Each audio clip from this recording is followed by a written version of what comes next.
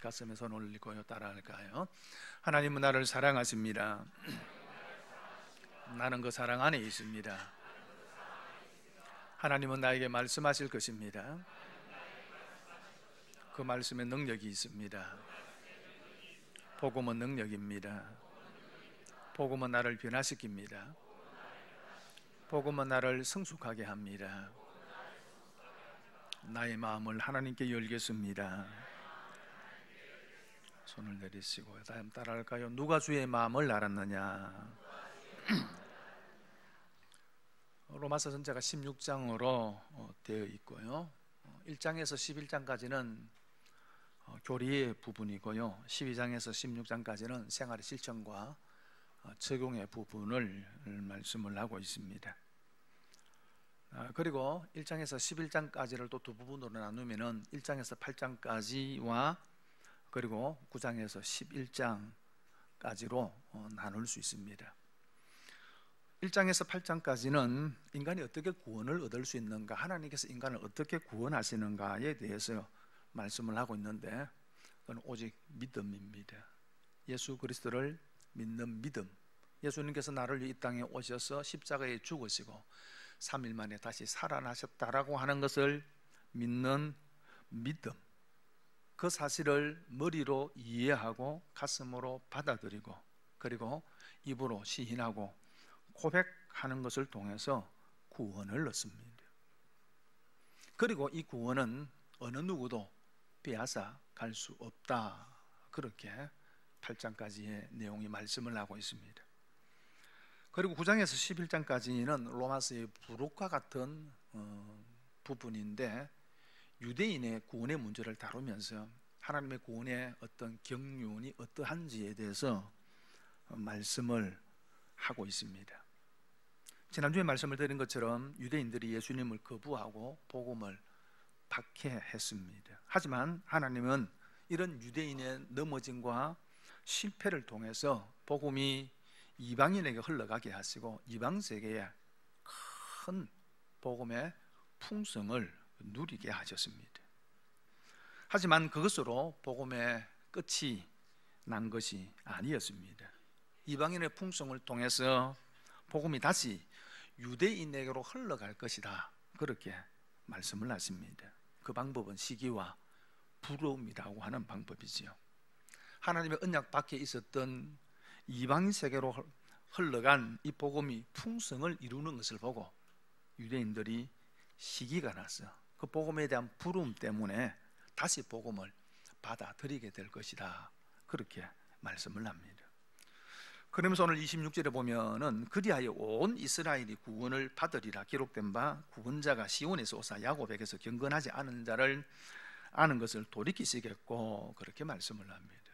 하나님이 돌이키시고 그리고 온 이스라엘이 구원을 받을 거다. 그렇게 말씀하고요. 29절에 보면은 하나님의 은사와 부르심에는 후회하심이 없느니라. 그렇게 말씀을 합니다. 이방인의 충만한 숫자 택한 백성들이 다 구원을 받을 때까지 유대인들이 잠시 우둔하게 되었지만, 이 이스라엘의 구원에 대한 하나님의 언약이 있고 이 언약은 반드시 이루어질 것이라는 것입니다. 하나님의 은혜와 부르심에는 후회하심이 없다는 거죠. 비록 지금은 복음으로 하면은 하나님과 원수가 되었지만 택하심으로 하면은 하나님의 사랑을 입은 백성이라는 거죠. 그래서 하나님께서 유대인들에게도 긍휼을 베풀어 주셔서 그들이 구원에 이르게 될 것이라는 것입니다. 여러분, 그 증거가 이방인의 구원이다라고 이야기합니다. 언약 밖에 있었던 이방인에도 긍휼을 베푸신 하나님께서 자기 백성으로 삼으신 그 이스라엘 백성들에게 긍휼을 베풀지 않겠느냐라는 거죠. 그리고 여러분, 그 구원의 길은 예수 그리스도입니다. 혹 일부에서는 이렇게 주장하는 분들이 있습니다. 천주교 안에서도 그렇고요. 하나님께서 마지막 때에 유대 민족을 돌이키기 위해서, 그들을 구원하기 위해서 다른 구원의 길을 하나님께서 마련하실 것이다 라고 하는 주장을 하는데 전혀 그렇지 않습니다. 유대인이든 이방인이든 구원의 길은 오직 예수 그리스도에 있습니다. 그러면서 오늘 25절에 이렇게 말씀을 합니다. 함께 읽겠습니다. 시작. 형제들아 너희가 스스로 지혜 있다 하면서 이 신비를 너희가 모르기를 원치 아니하노니, 그렇게 말씀을 합니다. 유대인을 구원하시는 하나님의 구원의 경륜, 그 계획과 성취가 하나님의 신비라는 것입니다. 아니, 사람을 구원하시는 하나님의 구원의 방법이 신비입니다. 신비라는 말과 비밀이라고 하는 말은 의미 차이가 조금 있지요. 비밀이라고 하는 것은 남에게 알리지 않고 숨기는 것입니다. 의도적으로 숨기는 것이 비밀입니다. 근데 신비는 이성적으로나 상식적으로 설명할 수 없고 이해할 수 없을 만큼 신기하고 묘한 것을 신비라 그렇게 이야기합니다. 이런 복음은 하나님이 숨기신 비밀이 아니고 그 복음을 공개하셔서 모든 사람이 알기를 원하십니다. 그래서 너희가 모르기를 원치 아니하노니, 그렇게 말씀을 합니다. 반드시 알아야 된다는 겁니다. 그런데 이 구원의 경륜은 신비라는 겁니다. 여러분, 그래서 인간적 생각 이성으로는 다 이해할 수 없고 깨달을 수는 없다는 거죠. 사실 신앙 자체가 신비죠. 성경은 신비로 가득 차 있습니다. 간혹 저보고 이렇게 이야기하는 분이 있습니다. 목사님은 성경에 대해서 모르는 건 없지요? 물어보더라고요. 어떻게 생각합니까? 그렇게 보입니까? 근데 모르는 게 저도 너무 많습니다. 그래서 제가 성경 공부를 할 때 간혹 이런 얘기를 합니다. 공부를 하다가 질문하고 있을 때에 질문할 때는 반드시 예의를 지켜서 질문해 주십시오. 어려운 거는 묻지 않는 게 예의입니다. 전들 어떻게 다 알겠습니까? 그래서 오늘 33절에 이렇게 이야기합니다. 깊도다 하나님의 지혜와 지식의 풍성함이요 그의 판단은 헤아리지 못할 것이며 그와 그의 길은 찾지 못할 것이로다, 그렇게 말씀을 합니다. 오늘 33절을 표준 세번역에는 이렇게 번역합니다. 하나님의 부유하심은 어찌 그리 크십니까? 하나님의 지혜와 지식은 어찌 그리 깊고 깊으십니까? 그 어느 누가 하나님의 판단을 헤아려 알 수 있으며 그 어느 누가 하나님의 길을 더듬어 찾아낼 수 있겠습니까? 라고 번역하고 있습니다. 여러분, 하나님께서 우리를 부르시고 구원하시는 그 일은 신비라는 겁니다. 하나님이 하시는 일이 신비라는 거죠. 한 여성도의 간증을 읽은 적이 있습니다. 이분이 고등학교 2학년 때 처음 친구를 따라서 교회에 가게 되었는데 그날 목사님의 설교가 오병이어의 기적에 대한 것이었습니다. 떡 5개와 물고기 2마리를 가지고 5,000명을 먹인 사건에 대해서 설교를 하는데 도저히 이해가 되지 않고 그리고 믿어지지도 않았습니다. 그런데 더 놀란 것은 그 설교를 듣고 있는 교인들 중 어느 누구 하나 왜 저럴까? 의심스러운 표정으로 설교를 듣고 있는 분들이 한 사람도 없었던 겁니다. 그 순간 마치 이상한 나라에 온 것 같은 그런 기분이 들어서 자리를 박차고 나와 버렸습니다. 그리고 나서는 이제 예수 믿는 사람이 없는 자리에서는 그 이상한 이야기를 사람들에게 이야기하면 사람들이 이렇게 이야기하더랍니다. 야, 아마 그 물고기가 고래고기가 아니겠느냐, 그렇게 웃고들 했는데, 그래서 이후로는 기독교인들은 이상한 이야기를 믿는 사람, 교회란 그런 이상한 사람들의 집단, 이렇게 정의하고 교회를 가까이 하지 않았다는 겁니다. 그리고 20년의 세월이 지나 우연한 기회에 교회에 가게 되고 또 등록을 하고 이제 교회를 다니게 되었습니다.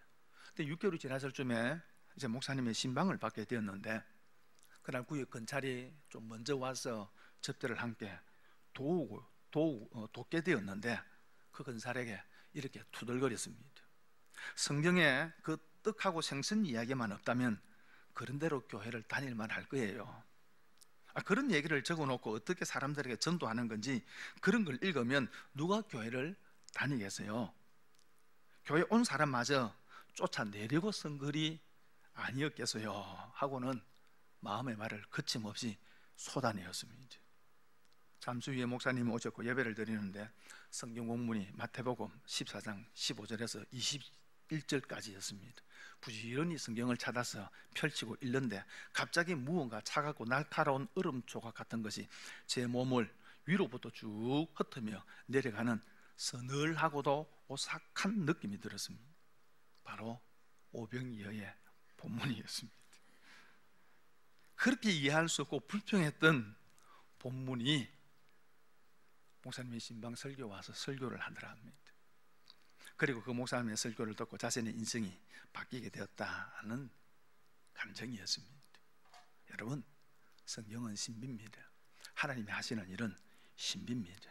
우리를 구원하시고 우리를 여러분 하나님의 백성 삼는 것, 그것이 신비입니다. 오늘 말씀은 이 신비 앞에 우리가 어떻게 반응해야 하는가를 말씀하고 있는 겁니다. 로마서 1장에서 11장까지 구원에 관한 긴 이야기를 설명하고 난 이후에 그 하나님의 구원의 역사는 신비다. 이 신비 앞에 우리가 어떻게 반응해야 하느냐를 말씀하는 겁니다. 그 첫 번째는 따라할까요? 인간의 생각으로 판단해서는 안 된다. 34절과 35절 말씀 함께 읽겠습니다. 누가 주의 마음을 알았느냐? 누가 그의 모사가 되었느냐? 누가 주께 먼저 드려서 갚으심을 받겠느냐? 오늘 말씀 가운데서 세 가지 질문이 있습니다. 첫 번째는 누가 주의 마음을 알았느냐라고 질문합니다. 무슨 말입니까? 주의 마음을 알았다는 겁니까? 몰랐다는 말입니까? 몰랐다는 거죠. 아니, 알 수 없다는 것입니다. 여러분, 영적으로 무능력한 인간이 하나님께서 자신의 계획과 자신을 우리에게 펼쳐 보여주지 않으면 결코 영적 진리를 이해할 수 없습니다. 여러분, 어린아기가 엄마의 기쁜 마음을 이해하겠습니까? 철없는 자녀가 투정 부릴 때에 그를 향한 아버지의 마음을 다 알 수 있습니까? 지금 제가 아들, 딸 결혼시키고 자랑하는 건 아니지만 11월 달에 손녀 보고 2월 달에 손자 봅니다. 감사합니다. 부모님들이 자녀들 시집장가 보낼 때 이런 얘기 하잖아요. 니도 결혼해서 놓고 기르다 보면은 엄마 알 거다, 그런 얘기 하죠. 제가 아들, 딸 낳고 30년 길러 결혼시켰습니다. 그래서 저는 부모님 마음 잘 안다고 생각했는데 아니더라고요. 이제 그 자식들이 결혼해서 손자, 손녀를 보게 되는데도 아직도 그 사랑을 다 모르더라고요. 아마 제가 세상 떠나기 직전쯤 되면은 다 알까? 그때도 모를 것 같아요. 자기는 자식을 끔찍하게 사랑하면서도 내 부모가 나를 그렇게 사랑했다라고 하는 것은 사람들이 잘 몰라요. 여러분, 이게 인간인데 어떻게 하나님을 다 알겠습니까? 우리나라가 북한의 미사일 개발 또 실험으로 인하여서 안보 위험을 많이 느끼고 있는데, 여러분, 미사일은 현대 전쟁에 있어서 핵심적인 무기입니다. 미국이 1991년도 이라크와 전쟁을 하죠. 걸프전이라고. 이 전쟁에서 미국의 일방적인 승리로 전쟁이 끝나버렸습니다. 그때 핵심 무기가 미사일입니다. 현대전은 여러분, 병사들이 소총 들고 나가서 싸우는 전쟁 아닙니다. 멀리서 미사일 발사해서 모든 핵심 중요 시설을 무력화시키고 난 이후에 병사들이 들어가는 거예요. 그러니 모든 나라가 이 미사일 개발에 힘을 싣고 있죠. 우리나라도 마찬가지입니다. 여러 가지 제약을 받지만은 계속 연구하고 있죠. 여러분, 이 미사일은 얼마나 멀리 그리고 적의 레이더에 포착되지 않고 정확하게 목표를 명중시키느냐 하는 것이 가장 중요합니다. 그런데 이 미사일은요, 박쥐를 연구하면서 나온 거예요. 이런 박쥐는 어둠 속에서 거침없이 날아다닙니다. 어두워도 동굴 안에 장애물이 있어도 자기 가고 싶은 곳에 정확하게 날아갈 수 있습니다. 어떻게 그게 가능합니까? 입과 코에서 초음파가 발생이 됩니다. 거기에 나가서 사물을 분별을 하고 피하고 자기가 원하는 곳에 가게 된다는 거죠. 여러분, 이 기능을 접목한 것이 미사일입니다. 하지만 그렇게 아무리 인간이 미사일을 다 개발한다 할지라도 여러분, 하나님이 만드신 박쥐는 못 따라갑니다. 아무리 과학 문명이 발달한다 하더라도 하나님이 만드신 꽃 한 송이를 못 만드는 것이 인간의 과학입니다. 그런데 어떻게 그 자연을 만드신 하나님을 다 알 수 있겠습니까? 그 하나님을 청량할 수 있겠습니까? 그리고 두 번째 질문은 누가 그의 모사가 되었느냐? 그렇게 질문합니다. 모사라고 하는 말은 의논하는 자, 충고자, 의논 상대라고 하는 뜻입니다. 그의 모사라고 하는 말은 하나님의 모사, 하나님에게 조언을 주는 사람이라고 하는 뜻입니다. 여러분, 하나님에게 모사가 필요합니까? 어느 누가 하나님에게 하나님 이래야 됩니다, 저렇게 됩니다 이야기할 사람이 어디 있습니까? 하나님은 인간의 도움을 필요치 않는 완전하고 완벽하신 분이에요. 어느 누가 그 하나님을 향하여서 하나님 그러시면 아니 되옵니다, 통촉하여 주옵소서, 그럴 사람이 누가 있습니까? 여러분, 우리가 기도할 때에 때로는 이렇게 해주세요, 저렇게 해주세요 라고 하지만은 여러분, 그것이 정말로 옳은 것이고 그것이 정말로 내게 좋은 것인지를 어떻게 알 수 있겠습니까? 여러분, 지금 현재의 여러분의 모습, 여러분이 계획한 것입니까? 여러분이 지금 살아가고 있는 지금의 모습이 나는 어렸을 때부터 이렇게 사는 것을 계획했어, 나는 어렸을 때부터 이렇게 사는 것을 내 머리로 상상해서 그래서 나는 지금 그렇게 살고 있어라고 말할 수 있는 사람이 몇 명이나 되겠습니까? 제가 어렸을 때 학교 가는 길가에 교회당이 하나 있었습니다. 길가에 바로 교회당 건물이 있었어요. 예배당이. 창문이 길가에서 다 있죠. 안에서 보이기도 하고. 나중에 알고 보니까 제7일 안식교였는데 제가 어릴 때 초등학교 다닐 때 그리 지나가면서 창문을 톡 두드립니다. 그렇게 두드려 놓고는요, 예수를 믿지 말고 내 똥구멍을 믿어라 이라고는 그냥 막 잽싸게 도망친 거예요. 그렇죠? 여러분, 그런 제가 목사가 될 것이라고 어떻게 상상했겠습니까? 근데 제가 지금 이러고 있잖아요. 여러분, 똑똑한 척해도 내일을 모르고 사는 것이 인간입니다. 그렇죠? 똑똑한 척해도 내일을 모르는 것이 인간입니다. 아멘 할 때까지 합니다. 똑똑한 척해도 내일을 모르고 사는 것이 인간입니다. 그게 인간이에요. 그게 인간. 살다 보니 은혜로 여기까지 왔고, 그리고 내일은 알 수 없습니다. 여러분, 지금까지 알아서 산 것 아니고, 그리고 앞으로도 내 미래를 알아서 사는 것이 아닙니다. 하나님의 은혜로 살았고 앞으로도 하나님의 은혜로 살 것입니다. 그렇다고 해서 이런 계획 저런 계획을 세우지 말라는 게 아닙니다. 하지만 분명한 것은 우리가 어떤 계획을 세운다 할지라도 그것이 정말 좋은 것인지는 우리는 몰라요. 하나님만 아시는 거예요. 일본의 신학자인 우찌무라 간조라는 사람이 그가 죽기 전에 하나님께 이렇게 기도했습니다. 하나님, 지금까지 받은 하나님의 은혜에는 한이 없습니다. 그 중에 가장 감사한 것은 나의 기도를 다 들어주지 않은 것입니다. 만약에 다 들어주었다면 저는 교만하게 짝이 없고 건방진 인간이 되었을 것입니다. 욕심과 정욕을 위한 기도를 듣지 아니하셨습니다. 만약 나의 기도를 다 들어주셨다면 그것이 나의 영혼을 파기하고 죄를 짓게 했을 것입니다. 이로 인하여 하나님께 감사합니다. 그렇지 않습니까? 그리고 세 번째 이런 질문을 합니다. 누가 주께 먼저 드려서 갚으심을 받겠느냐? 세 번역에는 누가 먼저 무엇을 드렸기에 주님의 답례를 바라겠느냐라고 번역하고 있습니다. 하나님에게 무언가 모자라고 부족한 것이 있었기에 내가 그 부족을 채워드려서 하나님, 내가 하나님의 부족을 채워드렸으니 하나님이 이제는 하나님께서 내게 보답할 차례입니다 라고 말할 수 있는 사람이 없다는 것입니다. 왜요? 하나님은 그 어떤 것에도 부족함이 없는 분이기 때문입니다.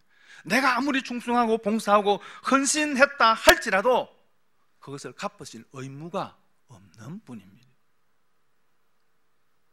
한국 성도들이 신앙 가운데 지성이면 감천이다 라고 하는 신앙이 사실은 조금 이게 내재되어져 있어요. 그래서 내가 하나님께 헌신하고 충성하면 그것이 하나님을 감동시켜서 하나님께서 내 소원을 들어주신다라고 하는 생각입니다. 다시 말하면 내가 하나님께 무엇을 해드렸으니 하나님도 내게 보답하셔야 된다라고 하는 생각입니다. 이게 성경적입니까?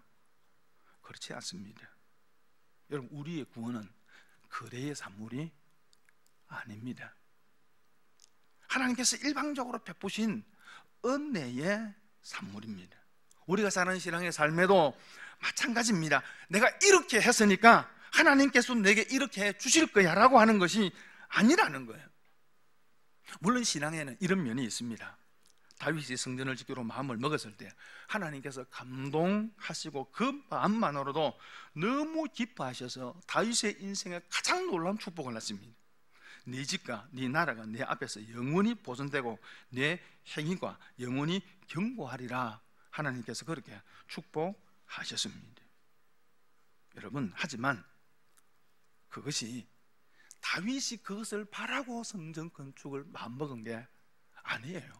하나님 주신 은혜가 너무 감사한데 하나님의 언약궤 법궤가 텐트 안에 있는 것 때문에 마음이 아파서 성전을 건축하기를 마음을 먹은 겁니다. 하나님께서 그 마음을 기쁘게 보시고 그 믿음을 기쁘게 보시고 축복한 것이지 다윗이 하나님과 거래한 것이 아닙니다.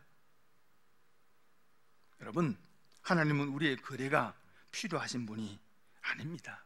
하나님은 모든 것에 풍부하시고 충분하시고 부족함이 없는 분이십니다. 그의 능력과 지혜는 너무 깊고 오묘해서 인간이 다 가늠할 수 없는 분이십니다. 그러므로 우리가 할 수 있는 일은 그 하나님의 지혜와 능력과 사랑에 대해서 판단하는 것이 아닙니다. 전문 용어로 시금방지게 판단하지 마시기를 바랍니다. 그래서 하나님 하시는 일에 아멘 할 뿐이에요. 그리고 두 번째로는요, 하나님의 주권을 인정해야 합니다. 36절에 보니까 이는 만물이 주에게서 나오고 주로 말미암고 주에게로 돌아갑니다. 그에게 영광이 세세에 있을지어다. 아멘. 나오고라고 하는 말은 만물의 기원을 이야기합니다. 만물의 기원이 하나님에게 있다는 거죠. 모든 것이 창조주 하나님에게서 나왔습니다. 하나님은 모든 것의 원인입니다. 따라서 누구든지 만물이나 우주에 대해서 논하려 하면은 하나님을 알아야 합니다. 그리고 말미암고라는 말은 수단과 방편을 이야기합니다. 그래서 하나님에 의해서, 하나님으로서, 하나님을 가지고 등으로 번역할 수 있습니다. 우주와 만물이 그분으로 말미암아 움직이고 활동하고 유지되고 보존된다는 것입니다. 만물의 질서가 유지되는 것은 하나님께서 이 만물을 붙들고 계시기 때문입니다. 하나님께서 세상을 만드실 때 그 세상 안에 자연의 법칙을 주셨습니다. 그래서 해가 지고 뜨고 하는 일들이 일어납니다. 그러나 그것을 붙드시는 이가 하나님이시라는 거예요. 그리고 그에게로 돌아갑니다. 주에게로 돌아갑니다. 목적을 말합니다.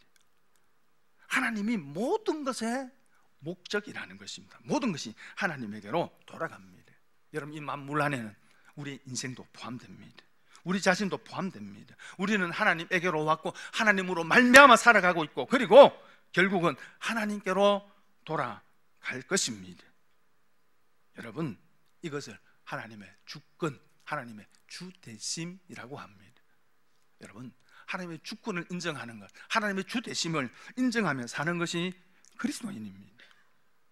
이렇게 하나님의 주대심을 인정하면은 지금 내가 겪는 일, 그것이 어떤 일이든지 간에 그것 때문에 실망하거나 낙심하지 않습니다. 왜요?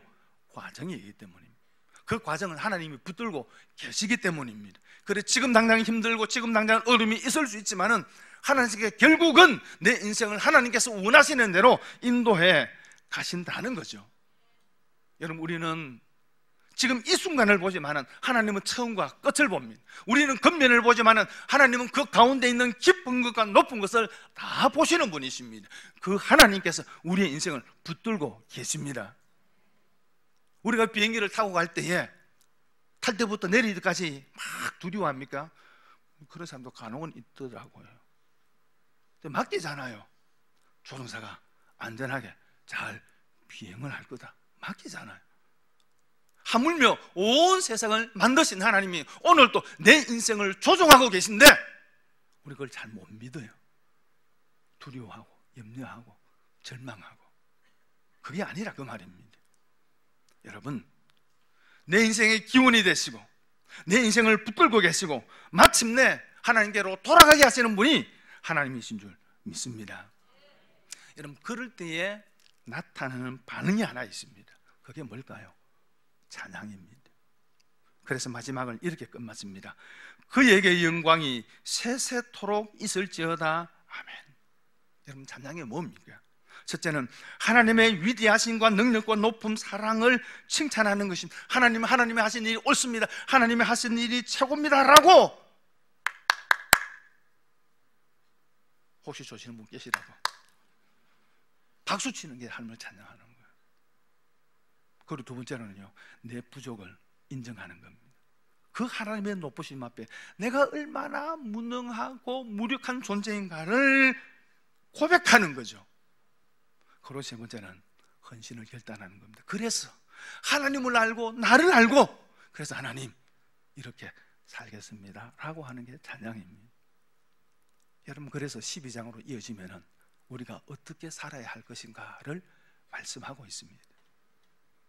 말씀을 정리합니다. 하나님이 하시는 일은 깊고 오묘합니다. 그 신비를 우리는 다 알 수 없고 이해할 수 없습니다. 그러니 하나님 하신 일을 인간적인 생각과 이해만을 가지고 판단하지 마시기를 바랍니다. 여러분, 모든 것이 하나님에게서 나오고 하나님이 붙들고 있고 하나님에게로 돌아갑니다. 그 하나님의 주되심을 인정하고 사십시오. 그 하나님을 찬양하십시오. 그 하나님께 여러분의 인생을 맡기시기를 바랍니다. 내일 일을 1시간 뒤의 일도 알지 못하는 것이 우리의 인생입니다. 내일은 하나님의 시간입니다. 하나님께 맡기고 오늘 하루 하나님과 함께 믿음의 걸음을 옮겨가는 저와 여러분 되기를 바랍니다. 찬양 같이 할까요?